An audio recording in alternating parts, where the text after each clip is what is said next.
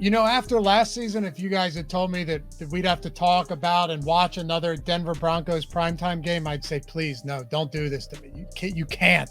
I can't handle any more of this. Remember last year, the NFL just plastered the Broncos all over primetime. And they always try and predict which teams are going to be good, and they throw them on the primetime games, and they end up being terrible. That was the case with Nathaniel Hackett and the Broncos last year. But I tell you what, after last night's game, Jets and Raiders, after Thursday night, Bryce Young and Tyson Bagent, it can't get any worse than this. I mean, we actually have a total north of 38 for the first time in what feels like weeks. So I don't know. I guess let's celebrate the fact that we might have a decent game on our hands. Who knows? We're going to talk about it, though. I got a side, got a total, a prop, and we're gonna peruse some touchdown odds. So make sure to stick with me till the end. I'm Dave Loughy with OddsShopper, and hey, leave a comment down below. Let me know your favorite picks for today. More importantly, hit that thumbs up if you haven't done so yet. And guys, if you're not on Bet365 yet, you bet $5, you get $150 in bonus bets like that. You win those bonus bets, that money is immediately withdrawable. Colorado, Virginia, Ohio, New Jersey, Iowa, and Kentucky. Bet 5. Get 150 in bonus bets, whether you win or lose.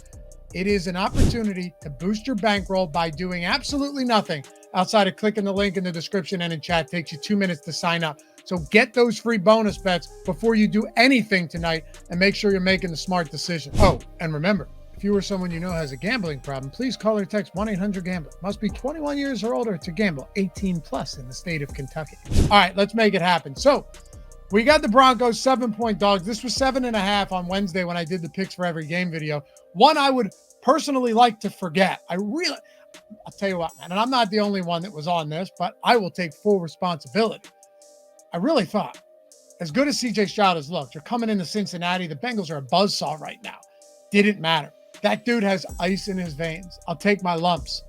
But we closed the week out with the Broncos and the Bills, 7-point spread, 47.5-point total. Yeah, I get that the total's high. I understand it. The Bills are dealing with a lot of injuries for sure. Micah Hyde's out. You lost Jones, Matt Milano, Tre'Davious White. All of these guys are out. That doesn't help them at all. But then you still have to rely on Russell Wilson and Sean Payton, who seemingly forgot how to coach many weeks, offense at least. You still have to get them to succeed. And on the other side, I've been saying this multiple weeks now, which is why we've continued to back the Broncos, right? We backed the Broncos against the Chiefs in week 6. They pushed, fine. Backed them against Green Bay. They covered. Backed them against Kansas City again. And not only did they cover, they won outright, got their first win against the Chiefs since 1947. So we'll go back to the Broncos again today. Clearly, you would have liked it at 7.5. I don't see it moving through 7. If it does, then I'll pass. But at 7, that's fine to me, because I do believe that this defense has figured something out. Do you remember last year with the Browns, we were going, what the hell is going on with this defense? They're just loaded with talent. I mean, look at their defense now. Look at that defense now. What they did to Lamar Jackson and company towards the end of that game, getting the pick 6, forcing them into bad situations, 3 and outs, end up getting that win in Baltimore. We were on the Browns, good thing. We should have bet the money line, but I didn't have the balls. Last year at the beginning of the season, it was like, what's going on here? It turned out that when they said the communication issues were a thing, they weren't lying. Communication issues actually were a thing when it came to the Browns on defense. They fixed those. Now they got a new defensive coordinator. But look at that defense. With the Broncos, they talked about communication issues being a big deal. I don't think they were lying. They held the Kansas City Chiefs to 28 points combined in 2 games. 28 points in 2 games, not each game, not average, 28 points. They held Jordan Love, albeit a bad quarterback, but to only 17 points. And people were like, this is the Jordan Love game where he breaks out. The last 3 games, the Denver Broncos defense has looked like the Broncos defense of old. And again, the Bills defense has some key weaknesses. There's no doubt about that, particularly due to injuries. But you still have to rely on an offense for the Broncos, which is still yet to entirely wake up, for them to come through. The under for me is the spot that I'm looking at today, and a couple props and touchdowns that we're going to get to. We had a tweet that I saw from John Ewing. I'll put it up on the screen. So NFL unders this year. This is not primetime, just in general.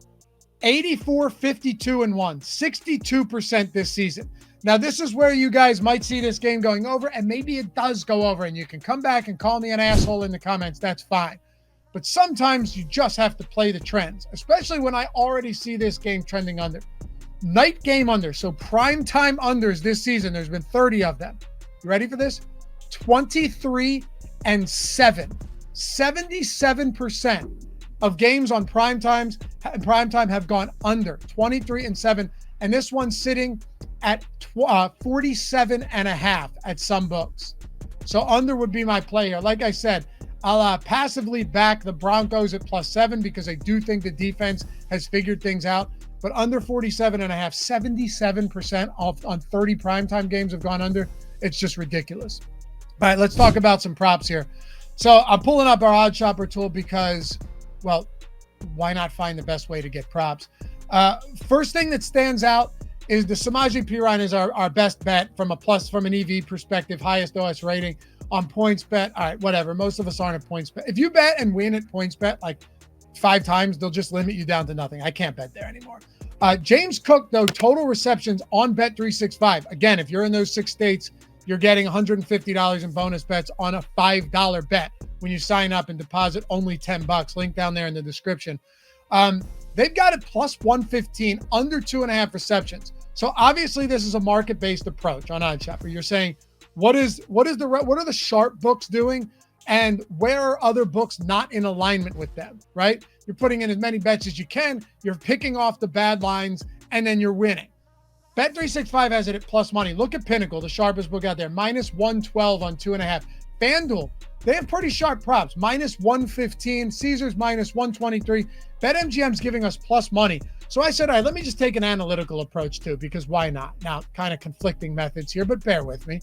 James Cook, in the games that they have won this season, is averaging like 1.7 receptions per game. Against Tampa, they won. They were favorites. 1 reception on 1 target. Giants, 0 targets.